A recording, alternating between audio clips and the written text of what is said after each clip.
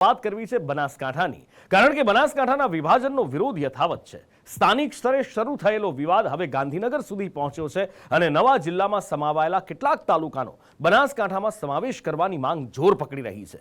નવા જિલ્લાની માંગ થઈ રહી છે, એવામાં થરાદના ધારાસભ્ય અને વિધાનસભા અધ્યક્ષ શંકર ચૌધરી મેદાને આવ્યા છે। વિકાસના દાવા અને વિભાજન પાછળના તર્ક આગળ ધરી શંકર ચૌધરી વિરોધને થાળે પાડવાના પ્રયત્નો કરી રહ્યા છે કે ભારતના શ્રેષ્ઠ જિલ્લાઓમાં આપણો વાવ થરાદ જિલ્લો છે। ખૂબ સરસ મજાની વ્યવસ્થા કરી છે અને તમારા બધાનું હિત સાચવવા માટે બેઠો છું। મોટા બોલે વડીલ બોલે કાકા બોલે ભાજપ વાળા બોલે કોંગ્રેસ વાળા બોલે અને ખોટા રસ્તા ઉપર નહીં લઈ જવું, ભરોસો રાખજો। બનાસકાંઠા જિલ્લો જ્યાં સુધી સંયુક્ત હતો ત્યાં સુધી બધું સામાન્ય હતું, પણ જેવી જિલ્લાની બે ભાગમાં વિભાજનની જાહેરાત થઈ કે વિવાદ શરૂ થઈ ગયો। આટલું જ નહીં, વિવાદમાં સતત નવા પાસાનો પણ ઉમેરો થઈ રહ્યો છે। ક્યાંક તાલુકાની વહેંચણી સામે અસંતોષ છે, તો ક્યાંક નવા નામ અને વિસ્તારો સાથેનો નવો જિલ્લો બનાવવાની માંગ પ્રબળ બની રહી છે। વિવાદના મુખ્ય પાસાઓ પર નજર કરીએ તો તેમાં ધાનેરા અને કાંકરેજને પ્રસ્તાવિત વાવ થરાદને બદલે બનાસકાંઠામાં જ રાખવાની માંગ થઈ રહી છે, તો બીજી તરફ ઓગળ જિલ્લાનું સર્જન કરી દિયોદરને તેનું મુખ્ય મથક બનાવવાની માંગ સાથે આંદોલને જોર પકડ્યું છે। ધાનેરા અને કાંકરેજમાં તો બજારો બંધના એલાનને મોટો પ્રતિસાદ પણ મળ્યો છે। નવા વાવ થરાદ જિલ્લામાં સમાવવામાં આવેલા દિયોદરમાં છેલ્લા એક સપ્તાહથી સ્થાનિક અગ્રણીઓ અને વેપારીઓ ધરણા પર બેઠા છે। તેમનું કહેવું છે કે બંને જિલ્લામાં તાલુકાની વહેંચણી અન્યાયી છે। ભૌગોલિક સર્વે કરીને જિલ્લાનું વિભાજન કરવા અને પછી તેમાંથી ઓગળ જિલ્લો અલગ બનાવવાની માંગ થઈ રહી છે। ઓગળ જિલ્લાનો સર્વે થઈ ગયેલો, ઓગળની થળીમાં જગ્યામાં ક્યાં કેટલા હેક્ટર સરકારી જમીન છે, કેટલા હેક્ટર ક્યાં વ્યવસ્થા થઈ શકે એમ છે, ક્યાં કઈ કચેરી બનશે, એ આખો સર્વે આખી ફાઇલ સરકારમાં તૈયાર હતી। પણ છેલ્લા 2 વર્ષથી જે સરકાર આપણું બનાસકાંઠા જિલ્લાનું રાજકારણ બદલાયું અને આ જે દિયોદર તાલુકાની જે હક અધિકાર હતો ઓગળ જિલ્લા માટેનો, એ આપણા મોઢામાં આવેલો કોળીઓ છીનવાઈ અને કોઈ લઈ ગયું છે એવું આખા દિયોદર તાલુકાની પ્રજા મહેસૂસ કરે છે। ધાનેરા અને કાંકરેજના બનાસકાંઠામાં સમાવેશની માંગ સાથે ભાજપ અને કોંગ્રેસ બંને એક થઈ ગયા છે। મંગળવારે એક પ્રતિનિધિ મંડળ ગાંધીનગર પહોંચ્યું હતું, જેમાં કાંકરેજથી કોંગ્રેસના ધારાસભ્ય અમૃતજી ઠાકોર, ધાનેરાથી અપક્ષ ધારાસભ્ય માવજી દેસાઈ, ભાજપના નેતા તેમજ રાજ્ય સરકારના પૂર્વ મંત્રી હરજીવન પટેલ તેમજ નાથાભાઈ પટેલનો સમાવેશ થાય છે, જ્યાં તેમણે મુખ્યમંત્રી તેમજ મંત્રી બળવંતસિંહ રાજપૂતને મળીને રજૂઆત કરી। તમામની એક જ માંગ હતી। લોકોને નીચે પૂછ્યું નથી, રાજકીય પ્રતિનિધિ કરતા નેતાના ધારાસભ્યોને પૂછવામાં આવ્યું નથી, સેવાભાવી સંગઠનોને પૂછવામાં આવ્યું નથી। અમારી કાંકરેજ તાલુકાની સર્વ જનતાની લાગણીને માગણી વાત એટલી જ છે કે કાંકરેજ તાલુકાને થરાદ જવું ખૂબ અટપટું ને અઘરું પડે, એટલે કાંકરેજ તાલુકાને બનાસકાંઠા જિલ્લામાં યથાવત રાખવામાં આવે એવી સૌ પ્રજાજનોની લાગણી છે। કે દેશ આઝાદ થયા પછીથી બનાસકાંઠા સાથે જોડાયેલો ધાનેરા તાલુકો છે અને એના સામાજિક તાણાવાળા શિક્ષણની સંસ્થાઓ અને સામાજિક રીતે પણ બધી જ રીતે અનુકૂળ આવે એ પ્રકારનું પાલનપુર સાથે જ્યારે બનાસકાંઠા સાથે જોડાયેલો હોય ત્યારે અમને વાવ થરાદ તાલુકામાં જોડાવાથી પબ્લિકને ખૂબ હેરાનગતિ થાય, પબ્લિકને તકલીફ પડે એ બાબતથી તમામ માહિતીથી વાકેફ કર્યા છે। બનાસકાંઠા જિલ્લાનું વિભાજન થયું, અમે એમની સાથે કોઈ અમને તકલીફ નથી। વિભાજનની જરૂર હતી અને બનાસકાંઠા જિલ્લાનું વિભાજન થયું, પણ અમારે ધાનેરા તાલુકાનો પ્રશ્ન છે। ધાનેરા તાલુકાને જોડવા માટેની જે વાત છે તે બિલકુલ વાસ્તવિક નથી, કારણ કે ધાનેરા તાલુકો નવાબ વખતથી એના તમામ તાણાવાણા પાલનપુર સાથે જોડાયેલા છે, બનાસકાંઠા સાથે છે, અને એ ધાનેરા તાલુકાને ડિસ્ટર્બ ન કરે એ રિક્વેસ્ટ કરવા માટે આવ્યા હતા। એક તરફ જ્યાં ભાજપના જ નેતાઓ વિભાજનના આયોજનનો વિરોધ કરી રહ્યા છે, ત્યાં બનાસકાંઠાના વિભાજનની તરફેણમાં માહોલ બનાવવા અને વિરોધને થાળે પાડવા ખુદ થરાદના ધારાસભ્ય અને વિધાનસભાના અધ્યક્ષ શંકર ચૌધરીએ મોરચો સંભાળ્યો છે। છેલ્લા 3 દિવસથી તેઓ લોકો વચ્ચે જઈ રહ્યા છે, વિભાજનના ફાયદા સમજાવી રહ્યા છે।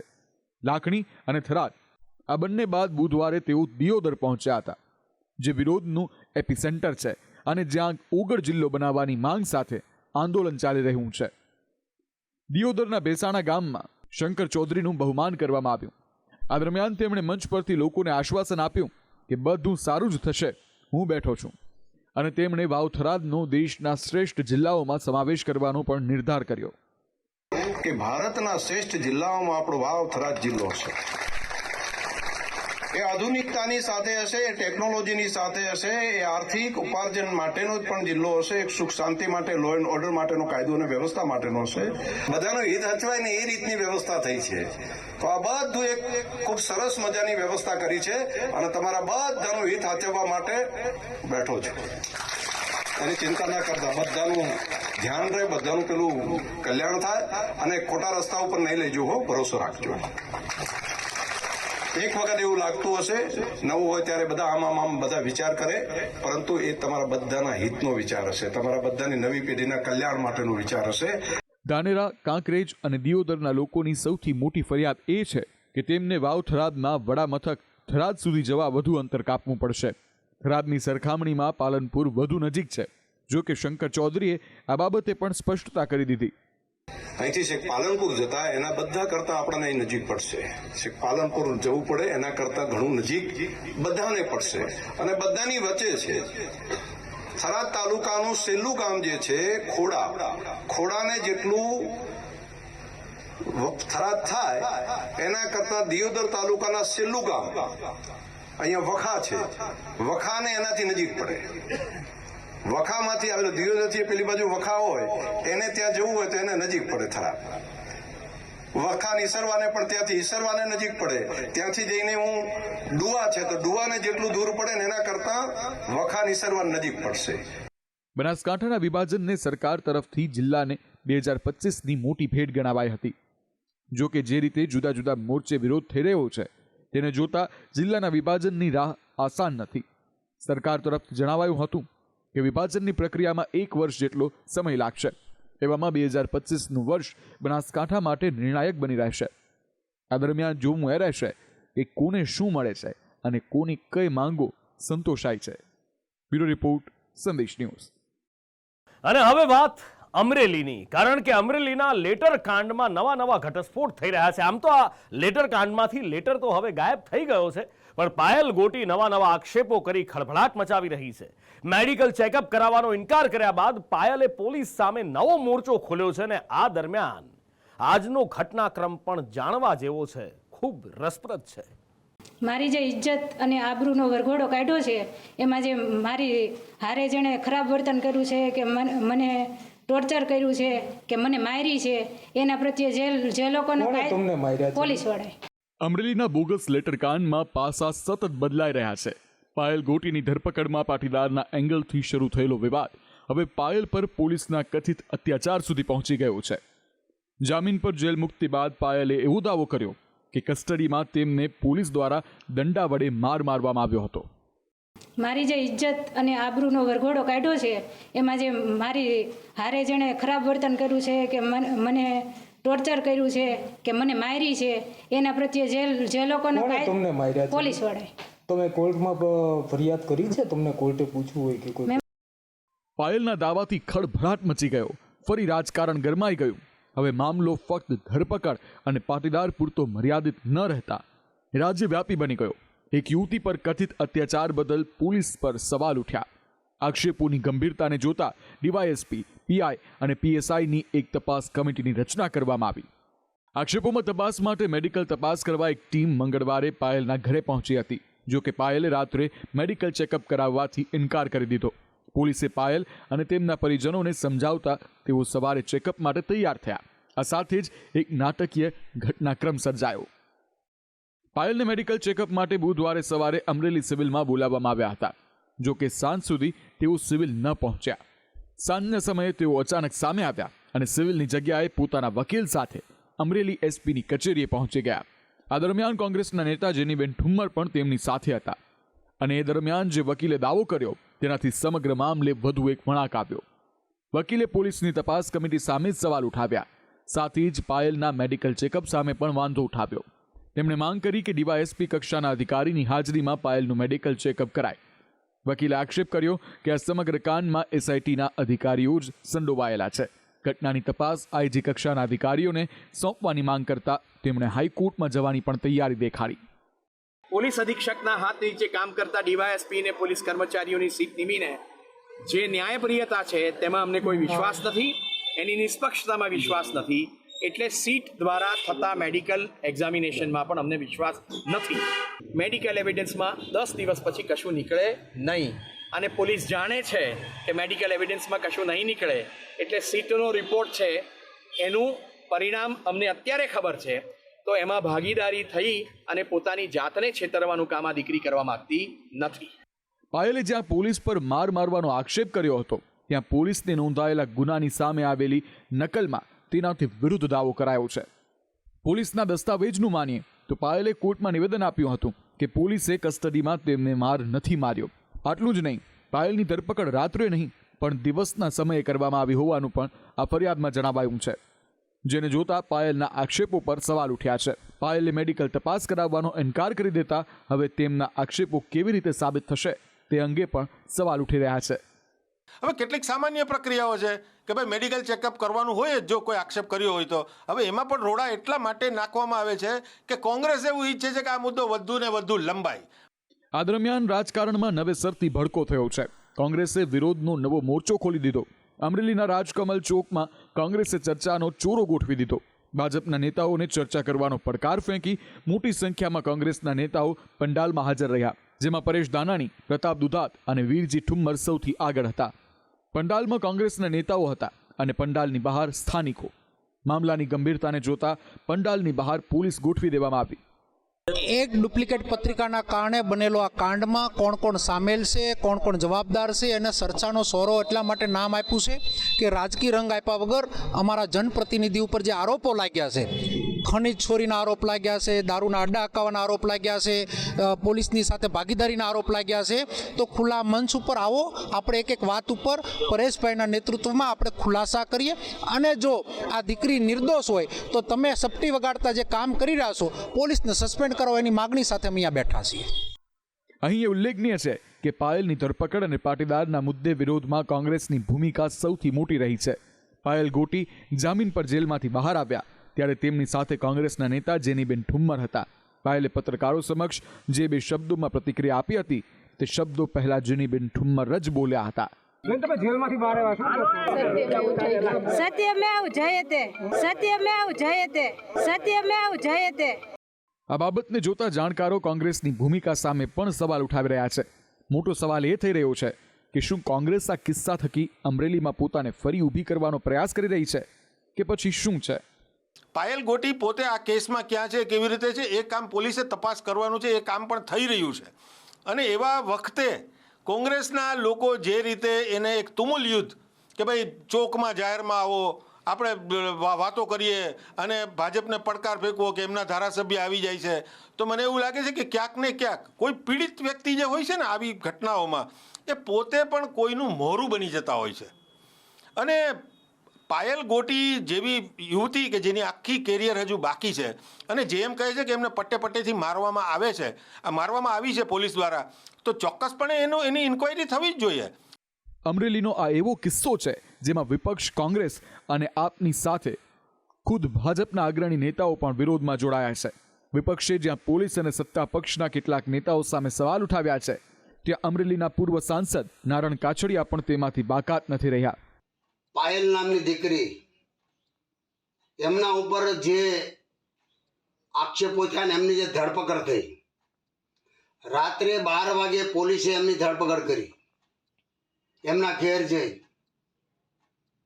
અને પોલીસ એમને રાત્રે 12 વાગે પકડીને લઈ આવ્યા. ત્યારે આ દીકરી કયા ગુનામાં રાત્રે 12 વાગે એને પકડવી પડે? આ દીકરી ભાગેડુ હતી, આ દીકરી ક્રિમિનલ હતી, આ દીકરી બુટલેગર હતી, આ દીકરી 8,000 રૂપિયામાં ખાલી પગારમાં નોકરી કરતી હતી એમના ઘરનું પરિવારનું ગુજરાન ચલાવવા માટે.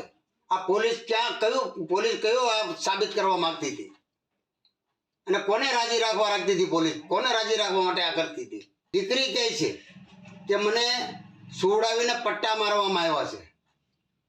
ત્યારે હદ થઈ જાય છે કે આવી નિર્દોષ દીકરીને કે જ્યારે ક્યારે કોઈનો ઊંચો અવાજ પણ ન સાંભળ્યો હોય ત્યારે પોલીસ વિભાગની અંદર એમને પટ્ટા મારવામાં આવે ત્યારે માનસિક રીતે એની કેવી સ્થિતિ છે એની કલ્પના પણ આપણે ના કરી શકીએ. દીકરીનો વરઘોડો નીકળે ને ત્યારે કોઈ પણ સમાજની દીકરી હોય, સમગ્ર ગુજરાત હોય કે દેશની દીકરી હોય, એનો વરઘોડો ન નીકળે. લેટરકાંડથી શરૂ થયેલો અમરેલીનો વિવાદ હવે ઘણો આગળ વધી ગયો છે. આ વિવાદ હવે એક યુવતી પૂરતો સમેટાઈ ગયો છે. એવામાં જોવું એ રહેશે કે તપાસ અને કોંગ્રેસનો વિરોધ આગળ જતા શું વળાંક લેશે. બ્યુરો રિપોર્ટ, સંદેશ ન્યૂઝ.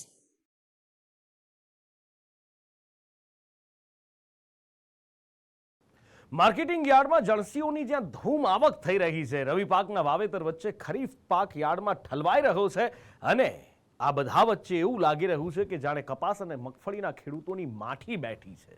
ખેડૂતોએ મોટો ખર્ચ કર્યો, મહેનત સાથે પાક તૈયાર કર્યો, ટેકાના ભાવ પણ ખેડૂતોને નથી મળી રહ્યા. આનાથી મોટું દુર્ભાગ્ય ખેડૂતો માટે બીજું કયું હોઈ શકે? અને ખેડૂતોનું માનીએ તો એમની હાલત એ છે કે હવે તો એમનો ખર્ચ નીકળે એટલા પૈસાય નથી મળતા.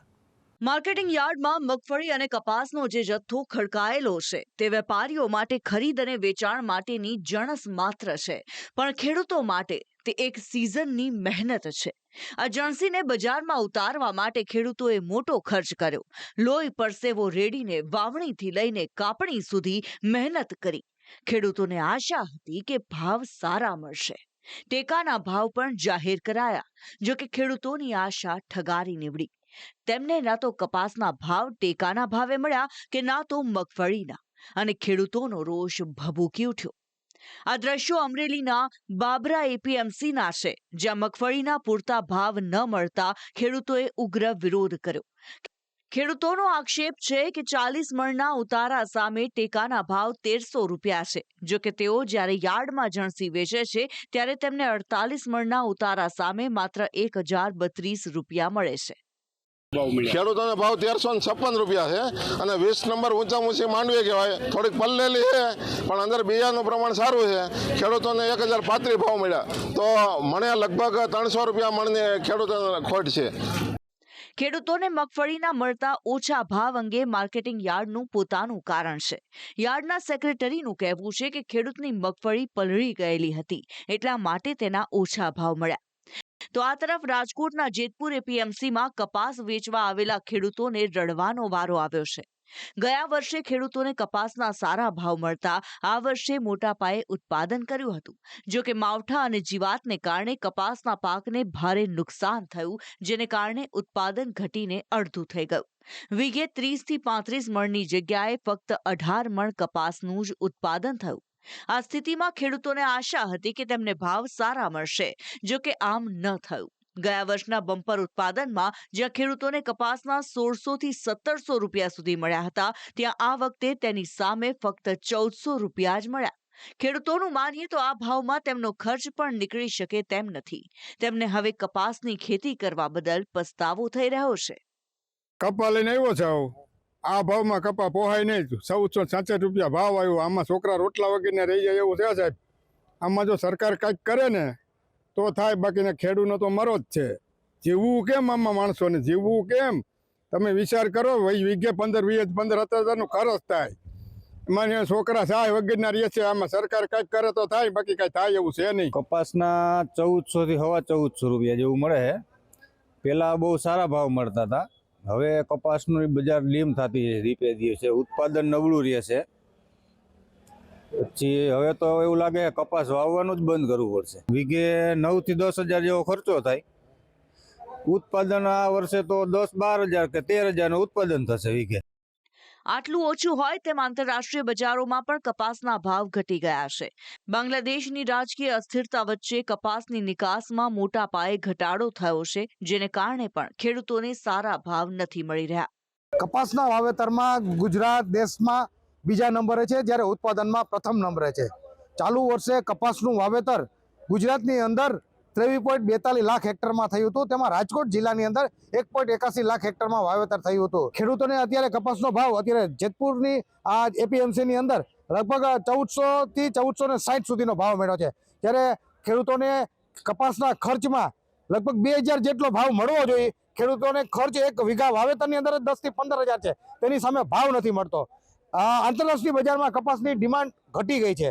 જ્યારે બીજી વાત કરીએ કે બાંગ્લાદેશ સાથે આપણે નિકાસનો વ્યવહાર હતો, પરંતુ બાંગ્લાદેશની સ્થિતિ ડામાડોળ હોવાને કારણે ત્યાં નિકાસ બંધ થઈ ગઈ છે.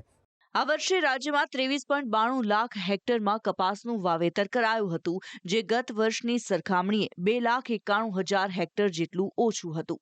રાજકોટ જિલ્લામાં જ 1.81 લાખ હેક્ટરમાં કપાસનું વાવેતર કરવામાં આવ્યું હતું. જો કે ભાવ ઘટી જતા ખેડૂતો હવે સરકાર પાસે દરમિયાનગીરીની માંગ કરી રહ્યા છે.